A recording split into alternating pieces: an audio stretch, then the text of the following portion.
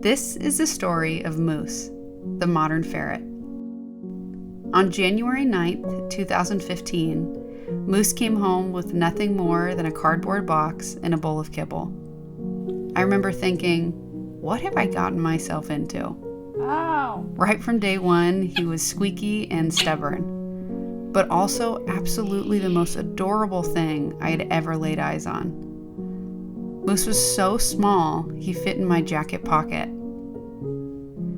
I rigged a hammock for Moose to sleep in above the area where I worked from home, so we could spend as much time as possible together. I remember the many trips we took to the park.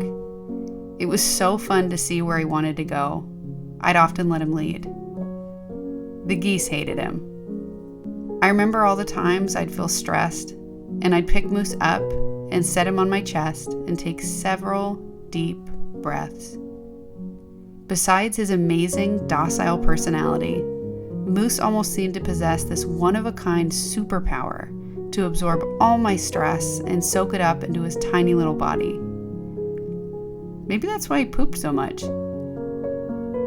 I remember all the times he scared me half to death, walking out of front doors and back doors left open, and the dread of having no idea where he was. Or the times when Moose swallowed something he shouldn't have, or the times he became ill for some mysterious reason.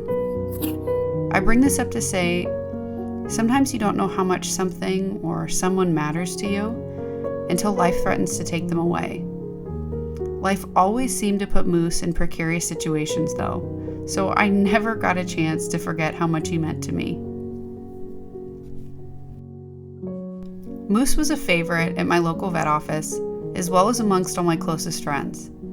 That's because he was so good at finding a comfortable spot in a new person's loving embrace.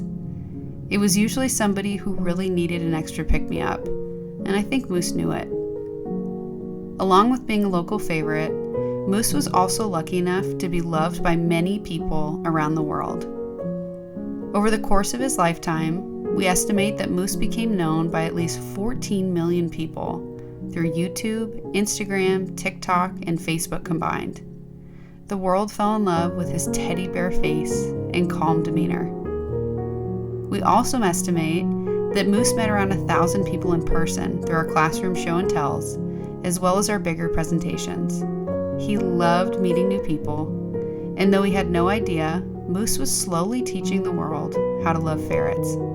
Moose wasn't just an outstanding model and co-presenter. He was also a great encourager too. When we had no idea what we were doing, setting up old cameras and malfunctioning lights on top of bent pieces of cardboard for a makeshift studio, Moose sat perfectly still for minutes on end. I've never seen a ferret do anything like that to this day. It's like he knew what this all could be some distant time in the future and thought, in his infinite wisdom, these kids have no idea what they're doing, but one day, it's going to be something great. I can sit still for this. Moose posed for us for 7 years as we learned how to take photos, make calendars, and shoot videos. He gave us the courage to pursue what was meaningful, not what was expedient. I don't believe it was an accident that we brought Moose home and then many of our dreams came true. There's an inherent obligation in that. We didn't deserve Moose and how much easier he made pursuing something like the modern ferret.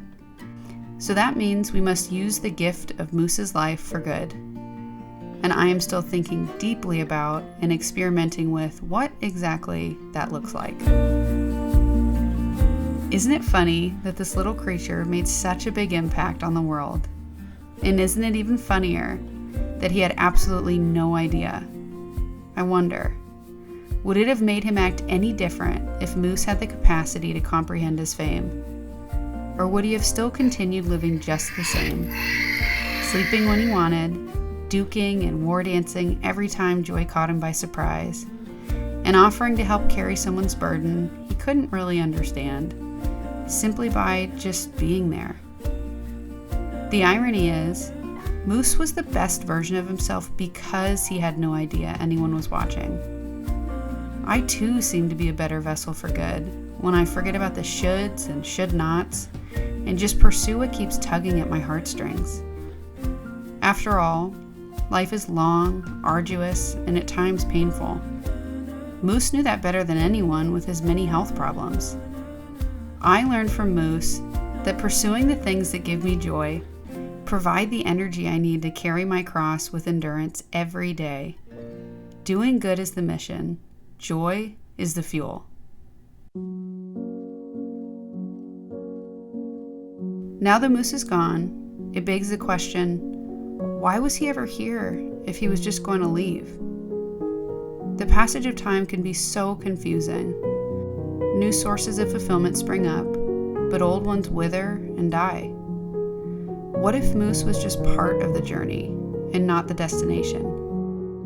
What if our deep friendship was not the ultimate end and the ultimate answer, but just one very important answer to one very important question we had at the time that would then lead us to ask the next question in each of our lives, and so on and so forth? Does that kind of reasoning have to hurt, or can it put Moose in his proper place? Often, I like to think about angels when trying to understand purpose. They come for a very specific reason or problem to rectify, and then they vanish as mysteriously as they came. If Moose was an angel, I can accept he wasn't meant to stay forever, and I can venture to guess why he stayed so long. I needed to learn how to believe in myself, and I needed a forgiving, patient creature to walk beside me for some of the most formative years of my life.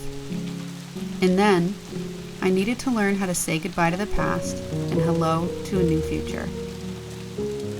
There's a great quote from one of my favorite shows, The Office. On the last episode of the entire series, the film crew interviews each actor. One of the main characters, Andy, turns to the camera and says, "I wish there was a way to know you're in the good old days before you've actually left them." Life with Moose was indeed the good old days. But the days ahead will be their own kind of good old days, and that I look forward to reflecting on too someday. Thank you, Moose. All we ever hoped was that the world would get a chance to see how incredible you were.